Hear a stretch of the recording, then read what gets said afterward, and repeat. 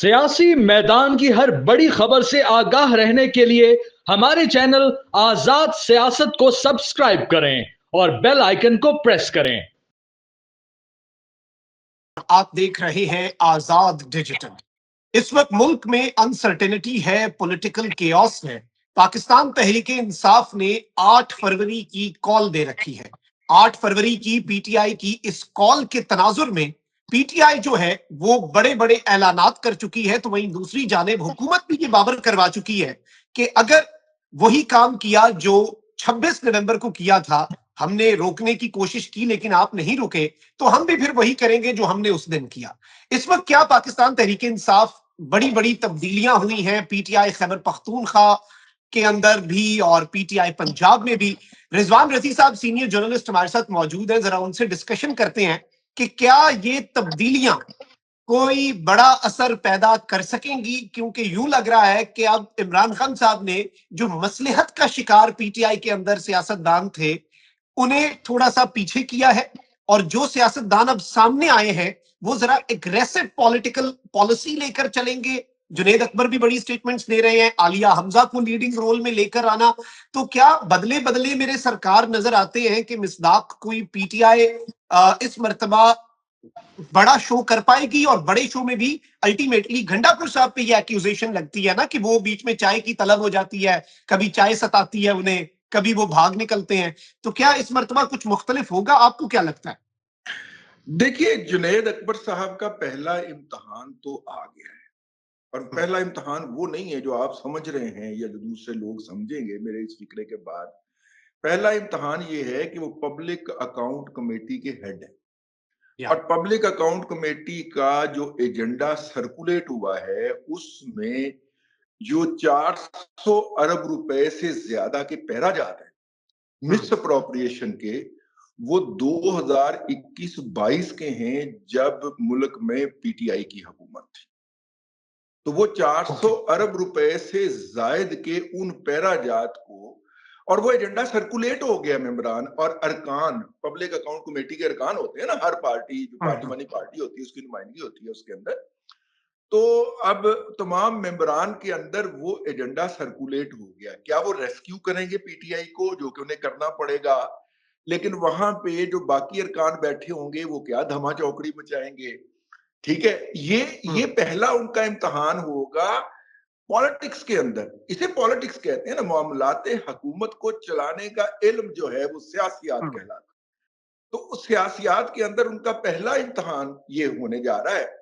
अच्छा देखिए, जहां तक बात आपने कही कि जनाब क्या होने, वो जो अग्रेसिव लोग हैं उनको आगे किया गया है, ये खान साहब का पुराना तरीका है, वारदात है। कभी वो अलीम खान को जहांगीर तरीन से लड़ा दिया करते थे, कभी वो जहांगीर तरीन को किसी और से लड़ा दिया करते थे। तो वो अपनी सियासत, अपनी पार्टी के अंदर, अपनी सियासत के अंदर अपने ही कारकुनान को आपस में भिड़वा कर अपनी पॉलिटिक्स को और अपनी पर्सनैलिटी को स्टैंड आउट करवाते हैं उस पूरे क्राइसिस के अंदर, क्योंकि वो फिर उस क्राइसिस को हल करते हैं। मैं एक नहीं बीसियों मिसालें इस तरह की पेश कर सकता हूं, जब विद इन पार्टी कुछ भी नहीं था और एक ग्रुप दूसरे ग्रुप से भिड़ गया। देखिए, कल से आपके दोस्त जो हैं, आपके मुहिब्बी जो हैं, इमरान रियाज खान साहब, वो भिड़े हुए हैं जनाबे राजा अदील राजा, क्या नाम है उनका, आदिल राजा। हाँ, आदिल राजा। आदिल राजा साहब से भिड़े हुए हैं, और उन्होंने तो आदिल राजा साहब को ब्लॉक करने का ऐलान भी कर दिया। मैं अभी देख रहा था, और ब्लॉक भी कर दिया, और दोनों एक दूसरे के गंदे कपड़े जो हैं वो सरेआम धोते हुए पाए जा रहे हैं। ये है हर हर एक पार्टी का एक अपना हुआ करता है, जिसे कहना चाहिए कल्चर। शायद पीटीआई का यही कल्चर है कि इस तरह से वो जो क्या कहते हैं, एक हंगामे पे मौकूफ है घर की रौनक। आप तो अहले ज़ौक़ आदमी हैं और आपको तो इस शेर का पता होगा। तो हर एक हंगामा सा बरपा रहता है, वो अगर बाहर कोई लड़ने को ना मिले तो आपस में लड़ लिया जाता है। तो आपको लगता है कि इस मर्तबा पीटीआई जो है वो कोई बड़ा पावर शो, और गवर्नमेंट जो है, क्या गवर्नमेंट परेशान है?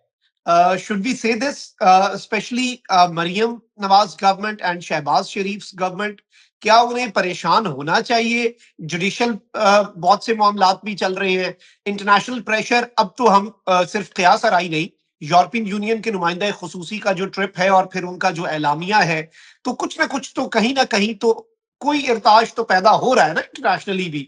तो क्या इस सब के अंदर आपको लगता है कि पीटीआई ने ये फैसला किया है कि लोहा गर्म देख के हथौड़ा मारा जाए, और क्या पीटीआई इस सिचुएशन को कैपिटलाइज कर पाएगी? और ग्रैंड ऑपोजिशन अलायंस जो है वो भी एक बड़ा इंटरेस्टिंग फैक्टर है, तो क्या इन तिलों में तेल होगा? देखिए, 8 को यूरोपियन यूनियन का एक बकायदा डेलीगेशन आ रहा है और उसने कह रखा है कि जीएसपी प्लस का हम जायजा लेंगे और आप जीएसपी प्लस नए सिरे से अप्लाई करें। ठीक है, इस वक्त जो मैं आपको सिचुएशन बता रहा हूं इस और 7 को यानी कि कल इफ्तिताई तकरीब है वो चैंपियंस ट्रॉफी की। इसके अलावा आईएमएफ का जायजा मिशन जो है वो 12 या 13 को पहुंच रहा है और वो एक हफ्ता पाकिस्तान में क्याम करेगा। इसके बाद तैयब अर्दवान साहब पाकिस्तान के दौरे पर तशरीफ ला रहे हैं।